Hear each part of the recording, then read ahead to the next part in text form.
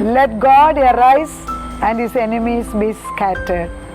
ദൈവം എഴുന്നേൽക്കുന്നു, ശത്രുക്കൾ ചിതറിപ്പോകുന്നു. പുക പതറിപ്പോകുന്നത് പോലെ ദുഷ്ടൻ മാറിപ്പോകുന്നു. തീയത്ത് മെഴുകുരുകുന്നത് പോലെ ശത്രു ഇല്ലാതെയാകുന്നു. If God is for us, who can be against us? Romans 8:31. So we have to remember our God is our protector. The righteous run unto him and they are safe. ദൈവത്തെ ആശ്രയിക്കുന്നവർ അവൻ്റെ അടുക്കിലേക്ക് ഓടി വന്ന് അവനിൽ ശരണം പ്രാപിക്കണം.